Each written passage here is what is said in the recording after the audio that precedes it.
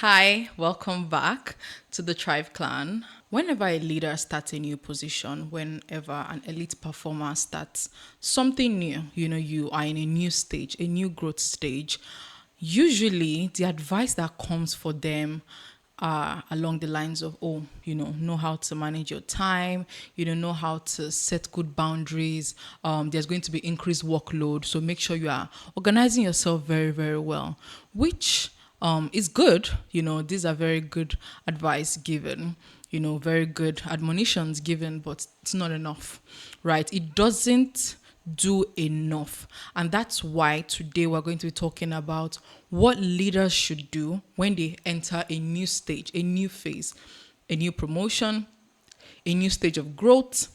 What kind of ways they should manage themselves and things they should actually understand about what this new stage would entail and require of them. So they're not shocked, when situations occur and they're not particularly prepared for it. This way you are better prepared. This way you understand the things to expect, essentially. Welcome back to the Tribe Clan. This is a space for leaders to be themselves outside of the pressures of perfection. And I'm your host, Judith Badebo. If you'd like to work with me on a personal level, the details are in the description below.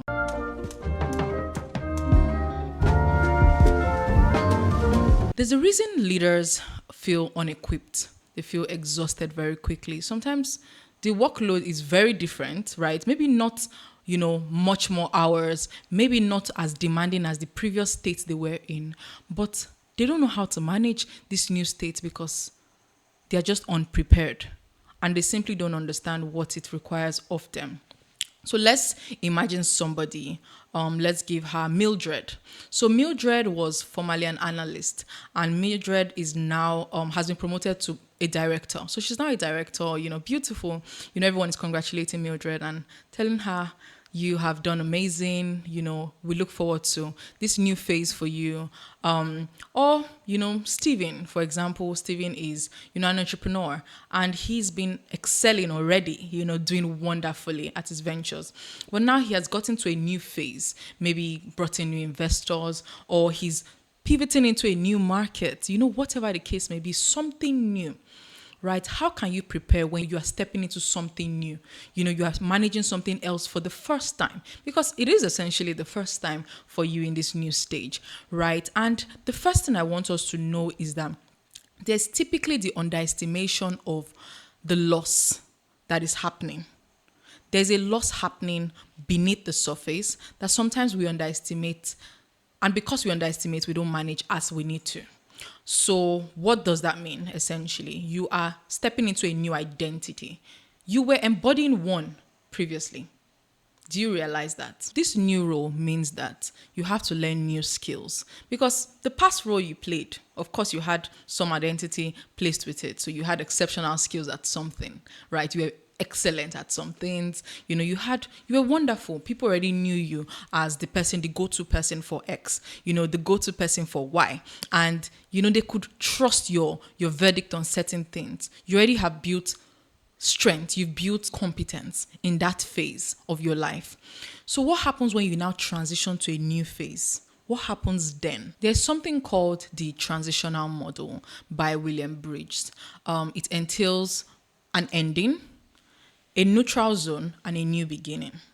So usually when we think about starting something new, we always focus first on the new beginning. Oh, I'm starting this new juicy thing. I'm so excited. But there's a difference between change and transition. So change is situational, right? Change is the new role, is a new office, is the new responsibilities, is the new KPIs, is the expectations that, of course, we are aware of, right? But transition is the psychological change that happens underneath. It is the in-between. Let's call it the messy in-between, right? It's the things that sometimes we have to grapple with, may not be able to articulate particularly because I'm actually happy. I'm very grateful. I'm excited, but I'm also a little confused. I'm also a little dazed. I don't know what to do. I feel unequipped, which is quite strange for someone who is, of course, very competent in something, right? Or has been very competent for a long period of time. And all of a sudden, they now feel very unequipped. Like, I don't feel ready. What do I need to do? That's the difference between change and transition. And that's what the transitional model lets us know, right? The ending, there's always an ending first, then the neutral zone, and then the new beginning. So let's not skip straight to, oh, I got this new role, then let's go into the new beginning. No, let's pause. What is the ending? What's ending right now for me to step into this new state I'm going into? Okay, who was I in this role? How was I performing? What were the things that were expected of me? What did I do for myself during this period? How did I view myself? What were the things that I knew were no-brainers almost for me? But now, in this new phase, I can't figure it out. What will be needed? I can guess. I can ask questions. But I have to understand that a transition is happening right now. And when we pass the ending, when I now accept the loss, because of course there's an acceptance phase. Once I accept the loss of, okay, I'm transitioning into this new phase, I need to make space. I don't jump into it. I don't just go to the new office and start demanding this get done, that get done. I want to give myself the neutral zone. So from the ending, I want to get to that neutral zone. How do we adjust here? Because the neutral zone is the in-between where we are not sure. It's very disorienting usually. Because if you think about the ending as, picture it as, okay, you're living in a new city, right, for this new role. So the ending is, the lifestyle you've had in this previous city and now you're moving to a new city. But the disorienting part is, it's not that you're not happy in this new city, it's that you've settled in. But there's a lot of things you are confused about. And you gradually have to build, right? And that's where the new beginning is. We don't just focus on the new beginning, but we need to take it through the stages that is required of us. The next thing you need to look at when you are getting into a new growth phase, you are stepping into, a promotion, you're stepping into a better space for you, for your career, for your business, whatever the case may be. What you need to also look at is that you were formerly an expert, right? And now you are no longer the expert. You can't move with that same confidence you had in the past. Not that you become, of course, diminish yourself in any capacity, no. But this is a time where I need to be humble enough to know that I have a lot of learning to do. I have a lot of understanding to seek, a lot of questions to ask. I have so much to learn. And some things that were even working for me previously may not be working any longer. So that's where we step into the next thing, which is the self-care habits. So if you're someone who already practiced self-care, as, for example, the analyst we talked about, right? Or maybe you're an athlete and now you became team captain, right? The self-care practices you exhibited initially may not be what you will be needing now any longer, because they will not suffice for where you are anymore. So you have to validate the things I have, the things I used to do, the things that worked for me. Are they still effective? Okay, because most of those self-care habits that you used to do in the past, you would journal only. Now you might need to talk to somebody as well. Maybe in the past you used to overwork yourself. You won't care about what the time is. Doesn't matter. I just have to make sure I get this submitted, get this done. You strain your body as much as possible, but now you can't. You have people looking up to you. You have to be the voice of reason. You are now a leader. And when you are a leader, you have to be the person who takes on a lot more than you took on when, of course, you were just one person managing your unit. But now you are in charge of much more. Your self-care habit has to be much more intentional. And when I say you have to be more intentional, there's a reason for being more intentional in this phase. It's not simply because you have, moved to somewhere you are unfamiliar with and you have a lot to learn, which, that's very true. But it's also because you might be in a state where a lot of people are looking up to you, right? So it could be that you were formerly, just you under a manager or whatever the case may be. But now you are in a leadership position. As an elite performer, you've gotten to a space where you are now responsible for certain things or much more than you were in the past. Now, if you are a leader, what happens really as a leader of a group is that the group typically has needs. And when the group has needs, they expect that you that voice of reason, that person who takes their messy, the anxieties they have, the concerns, the confusion, and you bring it to it where you can boost their confidence, where they can carry on with execution, right? But if you don't have that strength that you need, if you've not built your own personal psychological structure, what happens is when they come to you, when they seek your help for things that you naturally should do, because of course you've been appointed to this new state, so everyone is looking up to you as the person. Yes, that's our consultant, that's our person, that's the leader managing that department, and you're not ready. Your personal anxieties already exist. Now imagine fusing that with the anxiety of the group, the anxiety of the team, of the people looking up to you. What that will feel like. And all of this because you were unprepared. You've not built the container. You've not built a way to manage your psychological needs. Your psychological needs at the earlier stages in your life is not the same psychological needs you have as you grow. We say sometimes that what brought you here might not be what takes you even further. Yes, while that is true, it needs to be clear what it is that you need. It needs to be clear what the needs are. Because if left unmanaged, you start to feel imposter syndrome. And it doesn't mean you're not good at what you're doing. It doesn't mean that you were not good or like you're not equipped enough. It just means that, yes, you were competent at something, but now you're not as competent in this new phase. That's why I mentioned earlier, humility is very important in this stage. A lot of learning is required of you, okay? Another thing that can show up also is there's going to be a lot of anxiety, and find that to be okay. Find that to be okay, but don't sit with it. Don't stay prolonged in that state. Oh, you feel anxiety. Yes, this is something unfamiliar, of course. This is something new. This is a new territory. I'm just figuring this out, and it's okay that I feel anxious. I have a lot to figure out. I have a lot to learn, and I'm going to take it one step at a time. I'm going to do it gradually. Another thing again that can show up is that, like I said earlier, your self-care routines might not work any longer. If previously you take silent walks to think about the concerns and find problem-solving methods, right? You're able to solve the problem. By the time you get back, you're just able to go.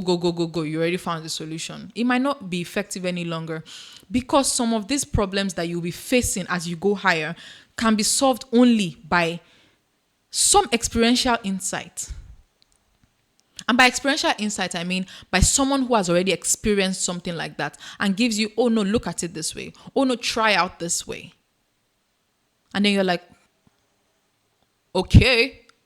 I mean, what would I have done? It would have taken you months to even figure that out by yourself.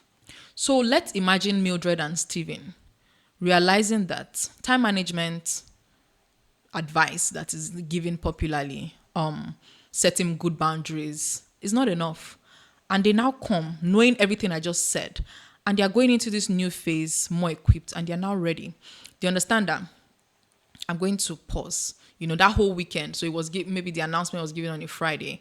And that weekend they process and they're like, okay, I need to, a lot of restructuring has to happen. I have to create psychological structure for myself to contain this new emotional need, this new transition phase. Because it's not just a change, like I said, it's a transition. And a transition comes with a lot of psychological needs, and if unattended to, it's going to become a messy middle, very disorienting. And it doesn't help anybody. So if they've come to that realization, they now know, okay, what are the things I need to set up? What are the structures I need to set up, right? They're now asking the right questions because you can only get the right solutions when you ask the right questions. You don't get the right solutions when you're guessing, when you're unsure, You need to have some kind of, okay, this is what I need to do. This is what I need to try out. Maybe these are the things that will work. So what can they do now? What can Steven and Mildred do? The first thing I'll say Steven and Mildred should focus on is identifying the top 3 things that were very essential. They were the primary, spots of competence for them, right? The things that they were very good at. Everyone knew that, these are their top skills, right? But for the previous role, okay, they should identify the top 3 things that were the skills, the primary top skills for the previous role. And then look at those skills and see if they are relevant to their current role. Because what that would do is it will help to start reducing the attachment to certain things. You might be very good at something, but it might not be as relevant again to this current state. It doesn't mean our residual knowledge is not going to be, put into play. It will be put into play. But the truth is, sometimes we put ourselves in cage, in boxes, simply because, oh, I'm very good at this. I want to sit on this hill and make sure that's where, I constantly stay. No. So those things you are most proud of, identify them. Oh, I'm very good at this. I'm very good at soliciting partners. I'm very good at speaking with investors, constantly on calls, constantly in meetings. Okay. I'm very good. Whatever the case may be, identify it. Okay. And see if they are relevant to this current role that you have. You might be someone who late night is nothing for you. If you have something to get done, you will sit with it and you will get it done. You're someone who, when it comes to, pitching to your team, okay, to management, you are able to do that. Get things accepted, right? Soliciting for certain things, yes. But now what your new role requires is advocacy. It's paying attention to the needs of the team and being able to advocate for them. It's being able to communicate the vision for proper execution. So you have something to do. You have a vision you guys need to achieve. In the past, you just had to be informed about whatever vision it is and you take it and start running, right? But now you have to communicate to people and you have to make them buy it. Because you have to sell it and they have to be excited about it. I want to be a part of it. And you look at it, late night work is not relevant in this role. Okay? What used to work for me in the past is not relevant. Making sure I do all the PowerPoint slides, not very relevant here. But what's relevant is that I know what is needed at every single time. I know what is expected of everyone. And I know how to also motivate. I know how to find the strengths of each individual person in my team and encourage that strength to shine through. Do you see that there are different skills now? Do you see that when you identify it, you don't now feel as attached any longer to what the past identity required? Because now the new identity requires something different. That's what I'll tell Mildred and Stephen. The next thing I'll tell Mildred and Stephen to do, and of course, we're figuratively using them, but it can be you, right? The next thing I'll say to do is audit your self-care. Because something that gets neglected a lot are the needs that we have that will not come biting us, come flogging us at night to say, why have you not attended to me? Why have you not slept enough? Why have you not done this? Why have you not done that? But those are the things that are so paramount to us and so paramount to our well-being. For you to have, of course, good well-being, you have to have great self-care habits, right? So you have to audit the current self-care habits you have, if you have, and if you don't, you have to start working on building one. Now, what are the self-care habits you used to have? Maybe in the past you do home workouts whenever you can, whenever you remember. You DIY things, But now okay, I probably need to get a personal trainer. I walk in there, I'm handled with professionalism, and I leave. And I get the best that I can, and I don't have to have extra baggage in my head because it's handled by a professional and I'm getting the results. I communicate what my goals are and we work towards it together. Okay? For example, you're a mom. It's very interesting, navigating workspace, navigating business, at the same time being a mom, right? And the support you need to invest into yourself. Trying to do it all at that stage will be too much to handle. And quite frankly, almost impossible. So what would you do instead? You have to now decide, what are the self-care habits? Do I need to hire a nutritionist? Right? Do I need to do certain things to make sure, okay, things are optimized? And once things are optimized, how much more at ease would you feel? And once you feel at ease, you can do better work. You can perform excellently at the different phases and stages in your life that you need to be at. So your physical, your psychological, your mental health needs are managed because you have good self-care habits already created for yourself. So audit the ones you have. And if you don't have any, make sure you create. And of course, you can work with a well-being partner. Identify your core well-being gaps, which is essentially what I do. Identify and fix your core well-being gaps. So you don't have to keep dragging something that could have been sorted out a long time ago. And then the last thing I'm going to say to Stephen and Mildred is that they need to find a support system, a support container. Build an optimized support container. And I'm going to use optimized for the sole reason that there are chances that, we seek support from people simply because we think, oh, they are peers, they are people that can support me. But sometimes what you might need now in this stage is someone who has gone through what you are currently going through. And the person can see from the lens that you may not already have gotten to. So the person can give you insights that no one else can really unless they've experienced similar. And imagine what that would do for you. How much more at ease would you feel when you know that you have the right answers to the questions you've been asking, you've been having. And they're able to let you know that, sweetheart, most of the concerns you're having, it's very normal. You move to a new city, you are starting a business almost all over. Doesn't mean your previous business has ended, but it just means that you have pivoted and it's almost like you're starting afresh. This is not strange. It's not strange to feel nervous. It's not strange to feel uncomfortable, dissatisfied, confused. But this is what you need to do. You see that statement of this is what you need to do? It can only come from they've experienced this in the past and they know exactly the right pathways you need to take. And they're giving the exact plan. So if you're a leader, if you're an elite performer, and you are starting a new role, you are stepping into something new, a new stage. Maybe you were full-time and now you've moved into fractional work. Maybe you are moving deeper into expertise, right? And it requires a lot of trust building, credibility building. This would definitely be helpful. So to round off this video, I want you to ask yourself a question. What part of my old self am I still holding on to in this new stage?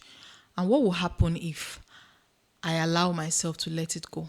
What part of that old identity am I struggling with letting go? And what will happen if I actually let it go and embrace what this new stage actually requires of me? That'll be all for the video today. I've been your host, Judith Guadibo. And remember to thrive in every aspect of your life. Bye.